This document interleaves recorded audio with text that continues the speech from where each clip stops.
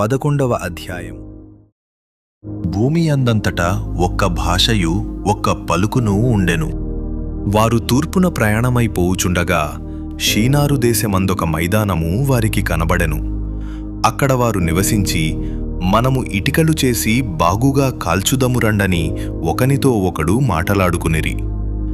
రాళ్లకు ప్రతిగా ఇటికలును, అడుసునకు ప్రతిగా మట్టికీలును వారికుండెను. మరియు వారు, మనము భూమి అందంతట చెదిరిపోకుండా ఒక పట్టణమును, ఆకాశమునంటు శిఖరము గల ఒక గోపురమును కట్టుకొని పేరు సంపాదించుకొందము రండని మాటలాడుకొనగా, యెహోవా నరుల కుమారులు కట్టిన పట్టణమును, గోపురమును చూడదిగి వచ్చెను. అప్పుడు యెహోవా, ఇదిగో జనము ఒక్కటే, వారికందరికి భాష ఒక్కటే, వారు ఈ పని ఆరంభించియున్నారు. ఇక మీదట వారు చెయ్యదలచు ఏ పని అయినను చెయ్యకుండా వారికి ఆటంకమేమియునుండదు. గనుక మనము దిగిపోయి వారిలో ఒకని మాట ఒకనికి తెలియకుండా అక్కడ వారి భాషను తారుమారు చేయుదము రండి అని అనుకొనెను. అలాగు యెహోవా అక్కడ నుండి భూమి అందంతట వారిని చెదరగొట్టెను గనుక వారు ఆ పట్టణమును కట్టుటమానిరి. దానికి బాబేలు అను పేరు పెట్టిరి. ఎందుకనగా అక్కడ యెహోవా భూజనులందరి భాషను తారుమారు చేసెను. అక్కడ నుండి యెహోవా భూమి అందంతట వారిని చెదరగొట్టెను.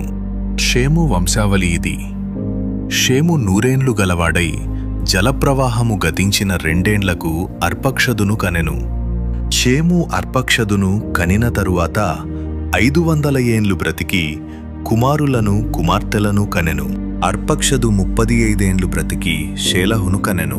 అర్పక్షదు షేలహును కనిన తరువాత 403 ఏండ్లు బ్రతికి కుమారులను, కుమార్తెలను కనెను. షేలహు 30 ఏండ్లు బ్రతికి ఏబెరును కనెను. షేలహు ఏబెరును కనిన తరువాత 403 ఏండ్లు బ్రతికి కుమారులను, కుమార్తెలను కనెను. ఏబెరు 34 ఏండ్లు బ్రతికి పెలెగును కనెను. ఏబెరు పెలెగును కనిన తరువాత 430 ఏండ్లు బ్రతికి కుమారులను, కుమార్తెలను కనెను. పెలెగు 30 ఏండ్లు బ్రతికి రయును కనెను. పెలెగు రయును కనిన తరువాత 209 ఏండ్లు బ్రతికి కుమారులను, కుమార్తెలను కనెను. రయు 32 ఏండ్లు బ్రతికి సెరూగును కనెను. రయు సెరూగును కనిన తరువాత 207 ఏండ్లు బ్రతికి కుమారులను, కుమార్తెలను కనెను. సెరుగు 30 ఏండ్లు బ్రతికి నాహోరును కనెను. సెరుగు నాహోరును కనిన తరువాత 200 ఏండ్లు బ్రతికి కుమారులను, కుమార్తెలను కనెను. నాహోరు 29 ఏండ్లు బ్రతికి తెరహును కనెను. నాహోరు తెరహును కనిన తరువాత 119 ఏండ్లు బ్రతికి కుమారులను, కుమార్తెలను కనెను. తెరహు 70 ఏండ్లు బ్రతికి అబ్రామును, నాహోరును, హారానును కనెను. తెరహు వంశావళి ఇది. తెరహు అబ్రామును, నాహోరును, హారానును కనెను. హారాను లోతును కనెను. హారాను తాను పుట్టిన దేశమందలి కల్దీయుల ఊరను పట్టణములో తన తండ్రి అయిన తెరహు కంటే ముందుగా మృతి పొందెను. అబ్రామును, నాహోరును వివాహము చేసుకొనిరి. అబ్రాము భార్య పేరు శారయి. నాహోరు భార్య పేరు మిల్కా. ఆమె మిల్కాకును, ఇస్కాకును తండ్రి అయిన హారాను కుమార్తె.